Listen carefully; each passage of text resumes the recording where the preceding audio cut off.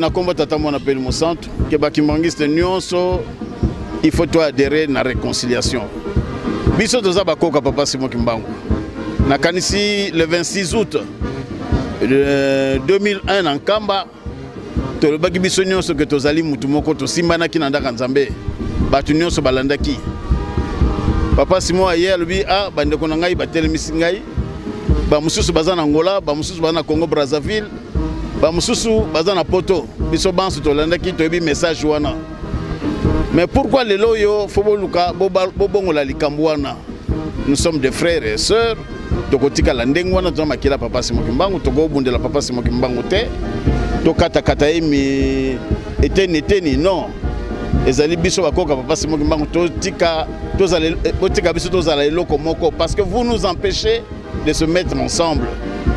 Parce que Moutio Sazonga a tiré ficelle de son côté pour être Tokoyo Kanate.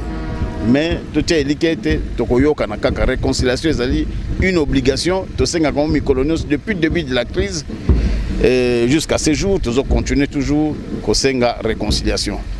Et c'est la condition mounene parce que papa le bin abisonyon so, le bin abisonyon so que ce qui bino se poser c'est comme ko sengelo ko na bino ko refuser ngo jamais. Alors bien ceux qui vont vendre bino se sengelo ko moko na koko na bino ko refuser bino ngo jamais. Et ce que total ndenge mokili ngo zo tambla ezaki torote. Alors biso ko kimela lingombe zalité kimepe na mokili ko zalate. Ça les tous les kimbangus le savent. Mais toujours na biso ko considérer en côté parce que pour des intérêts tout à fait matériels. Mais nous osons croire que cette fois-ci, pour que le centenaire à Papa Djangenda, réconciliation, yango ekosala makaka. Bisonnion surtout côté na kati na Bonzambe.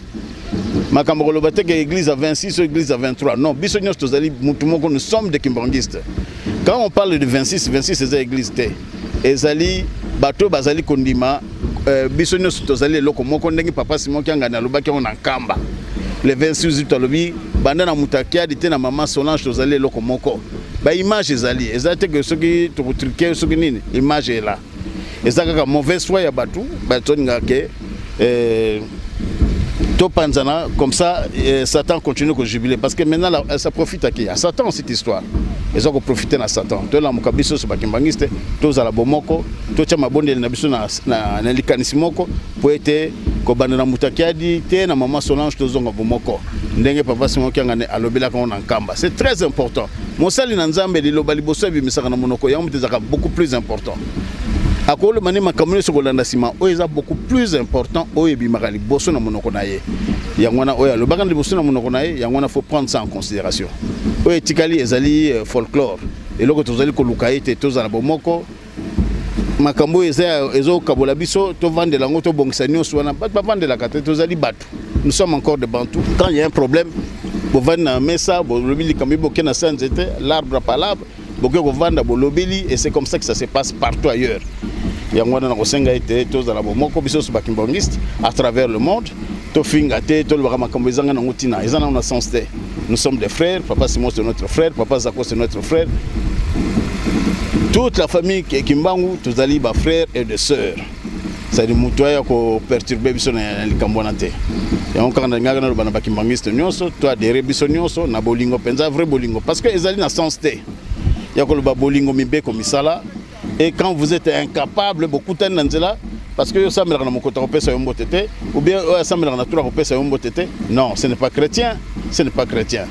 Nous attendons makanda mawonso banza ça to yamba bikolo nyonso mukile ko yapa na biso na komo ya kolo Yesu mais quand nous sommes to fallait te démontrer to pesa image qui toko na église tozo pesa image qui toko te to kutani to ko pesa na mbote te ou bien ndoko mo ko funda intel ko funda inkimangiste na nini bango bazo sambela kuna mais ko sambela ezali kama bete mais papa balobi na biso boye même na principe méthode ezali que et tamboul sakalingomba ya kimbangisme na principe méthode balbila biso na article 11 na kanisi ya nini wana balobi boye soki likambo ezali entre bino bakimbangiste bo memaka ngo na l'état te bo kende bo vanda sika moko bo bongisa yango c'est comme ça depuis le début ya crise oyo jamais biso to koma mukanda na l'état pour na kofunda papa Simon ki azaboye to sali yango tambala moko te to sali yango te pourquoi parce que nous estimons que faut to vanda sika moko to vanda to sisa makambo wana. Parce que là, ça fait la honte. Ça fait la honte quand on ne se met pas autour d'une table. pour nous recevoir là. Quoi c'est moi qui m'bango, mais c'est pas normal. Hein, c'est normalité. C'est bon qui te va c'est comme quoi, dans le bango sans gêne, parce que ils ont comme ils ont mon nana, ils ont malamté. Et il est temps que tous les gens qui sont le bamakambu, tous bon ça nyonso, mes parents pas bon c'est la gibiso, tout quoi dans l'unité, la division T. L'union fait la force, non? Mais quand vous êtes divisé, vous ne représentez plus rien. Au moins, parce que vous êtes affaibli. Vous êtes affaibli. Ou bien nous sommes affaiblis. Vous allez comprendre ce que je voulais dire. Acteur parce que j'ai vu nos parents en 1990 tant makambo ya démocratie na mboka ba continuer ce bazar au centre, tu vois, bazar utana na papa Diangenda, bazar utana na papa Kulutu, bazar utana na papa Fombanza. Pourquoi il faisait ça? Pourquoi? Parce qu'on représentait une force. Mais aujourd'hui cette force là elle est affaiblie. Pourquoi? À cause de la division. Tu vois, nous devons éviter ça. Tous on a biso banse sikamoko. On peut être représentant encore une force. Surtout on a sikamoko comme encore plus fort qu'avant. Et on a parce que ça combat avec les Satan. Ça c'est Satan. La division c'est toujours été Satan. Sa division c'est toujours Satan. Et ça œuvre à Satan. Alors pour tout le monde les Cambona bisonionso, to vendre sikamoko, balba bilamba salité ba kusokola na katandako. To kamata ba bilamba na biso salité to kota na katandako, na kata na famille, to bongisi yango, to bimina miso ba to makambo se bongina yango. Oh, c'est bambouta l'église, bah vous décision. Non, non, non, non. C'est pas les bambouta l'église. Quand on t'aime, ça pas moi. C'est pas les bambouta l'église, bah t'es misaki. Bissom te t'es misaki parce que tu es bien comme tu ça qui dans mon couloir. Et il faut pas changer la donne. Tozonga bisonyo c'est sikamoko et tosenga likamuna tatanzambe. Dans colos n'a pas passé mon kimbangu. Tu vois? Là, on sera encore plus fort qu'avant. Mais quand on est dans la division, force a diminué. C'est ça que je voulais. Dire à ce sujet. Merci papa. Il n'y a pas de problème, merci beaucoup. Petit biso kozonga sima ezali ma bakangaki na mbula eleki na sanza ya octobre na mboka Nkamba basalaki assemblée générale oyo tokolo bakuta ezali assemblée te mais tikaka tolo bango assemblée générale parce que moni assemblée générale ezalaka na banorme na yango basalaki eloko moko oyo ezalaki que po ete bakoka koétouffe biso tozala lisusu te mpona kosala gestion na kati ya lingomba. Mais ce n'est vraiment pas la gestion qui est plus importante pour nous. Oyo so bakomaki na kati na résolution soi-disant assemblée ya Nkamba ntango totali yango tomoni yango conforme te tobi mais ndenge nini makambo basali bakandi makambo oyo ezali malamu te eza kotia biso mosika na mayeba tata balobaki na biso tobi te ebongi lokola ekomi kopesa matata bamosusu baswana bamosusu boye biso toza bandimi tomoni te tokokoswana te oyo kuna bapesi loboko ate loboko na ye na kati na mokanda wana azali ndeko na biso po koevite baproblème ekoka kozala tolobaki te tika tozala na biso de côté tobanda na biso totala ndenge makambo ekotambola pour ne pas kotia trouble kopesa soni na tata Simon Kimbangu na batata na biso tobitika tozala de côté totala mosika.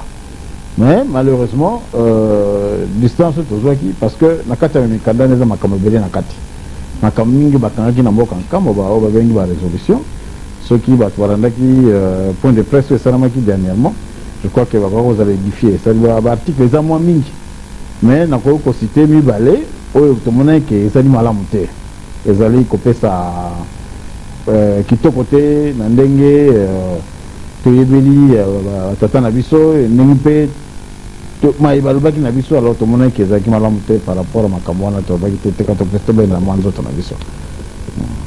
Makambo yango lobi mibale est-ce que ba téléspectateurs vraiment bakoki koyeba yango te ezali doctrine ngombe baloli yango et puis mibale bakoki kotouche personnalité ya papa Kisolokele oyebi batata na bango misatu on n'a rien à reprocher na batata wana. Je dis sincèrement maman tata yesu bapesaka ye respect mais soki otali bakomi na kati na mokanda wana oyo akoloba ete papa kulutu abotaki bana na mama mosusu eza biloko moko na koloba ngo kilo eza makambo koloba te. C'est comme si toza kosala susu procès na batata oyo basali lingombo oyo kokozala ndenge yango ezali respecta moke te.